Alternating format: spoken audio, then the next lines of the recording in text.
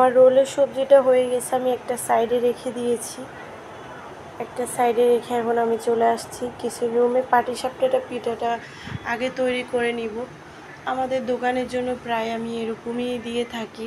আমাদের দোকানে খুবই পছন্দ করে সবাই আমার এই হাতের নাস্তাটা খাওয়ার জন্য।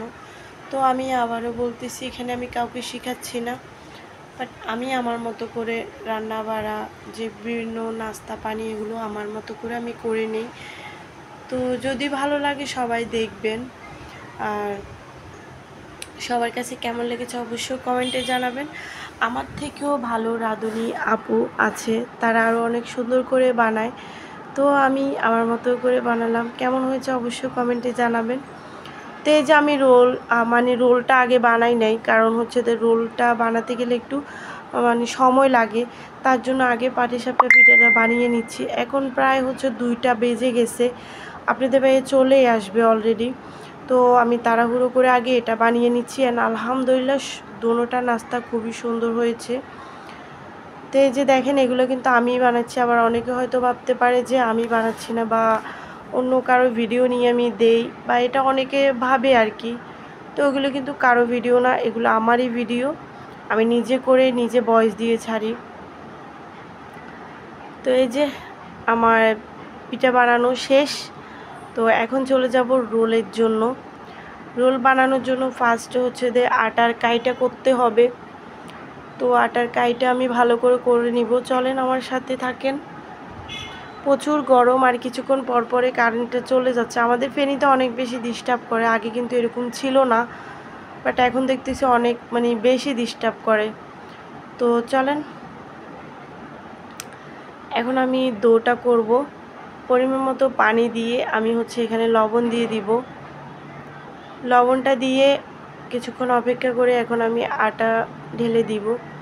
এগুলো হচ্ছে ময়দা, আটা না। তো সুন্দর করে আমি এটা করে নিচ্ছি। এই আটাটা যত বেশি আপনি নরম করবেন তত বেশি সুন্দর হবে। এখন যত রাগ গোসা আছে সব এই আটার মধ্যে দিয়ে শেষ করে নিতে পারবেন। এই যে আমার রোলের জন্য সেই সবজিটা আর 2টো ডিম সিদ্ধ করে নিয়েছি।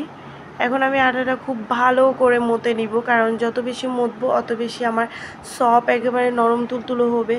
এখন অনেকে হয়তো জিজ্ঞেস করতে পারে রোলের জন্য এভাবে সিদ্ধ করতে হয় কি না আটা। আমি এভাবেই করি, আমার কাছে ভালো লাগে, অ্যান্ড সবাই খেয়ে অনেক তারিফও করে।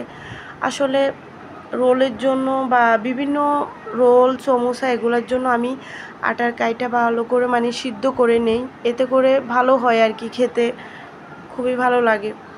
তো চলেন, এই যে আমি বেলে নিয়েছি, এখন আমি চলে যাব একটা একটা করে বানিয়ে ফেলবো। এদিকে আপনাদের ভাইয়াও চলে আসছে, আমাকে বললো দাও আমি একটু করে দিই ভিডিও। আমি তো কেউ নেই তো ধরতে পারি না, তো আপনাদের ভাইয়া ধরে একটু করে দিতেছে। আমাকে বলতেছে যে তুমি তো একেবারে ঘেমে একটা অবস্থা হয়ে গেছো, অনেক কষ্ট হচ্ছে। আমাদের সমস্যা নেই, কষ্ট করলেই তো আল্লাহ তাআলা ওখানে শান্তি দেয়, তাই না? যারা কষ্ট ছাড়া খেতে চায় তাদেরকে আল্লাহ তাআলা কখনোই ভালো রাখে না। পরিশ্রম করেন, নিজে কষ্ট করেন, অবশ্যই ভালো ভালো খেতে পারবেন, ভালোভাবে চলতে পারবেন, থাকতে পারবেন। আলহামদুলিল্লাহ আমার রোলটা দেখেন সম্পূর্ণ হয়ে গেছে, খুবই সুন্দর হয়েছে। এখন আমি চলে যাব চুলায়। এই যে আগে থেকে একটা ওড়না একটা থালির মধ্যে রেখে দিয়েছি, কারণ রোলটা যখন আমি করে নিব তখন হচ্ছে যে যে তেলগুলো থাকে ওইখানে টেনে নিয়ে ফেলবে, তাহলে যারা খাবে তাদের হয়তো বুকও জ্বলবে না। আমি ওই জিনিসটা খুবই দেখি। আর রোলটা বানানোর পরে যে তেলগুলো থাকে অল্প, সেগুলো আমি খুব ভালো করে চেকে দেই, আর বেশিরভাগ দেই না, ফেলে দেই, কারণ বুক জ্বলবে অনেকের।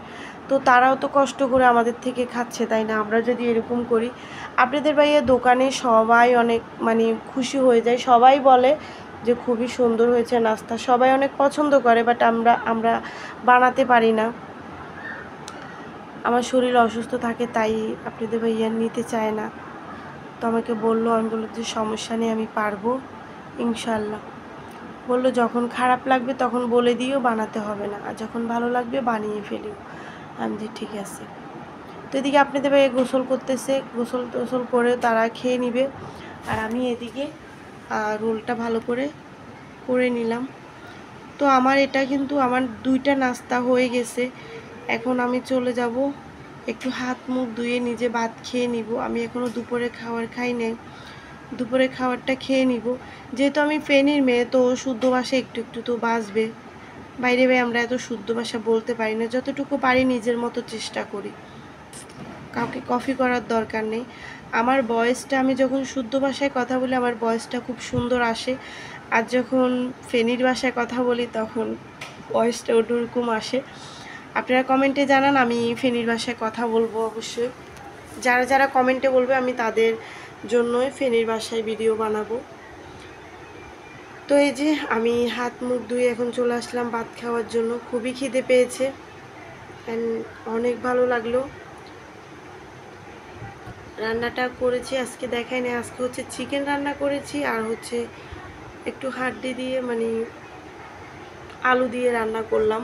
যাই হোক, খাবারটা ভালোই লাগলো। এদিকে চশমা খুললে আমার মাথাটা ব্যথা করে, আর চশমা যখন চোখে থাকে শান্তি লাগে।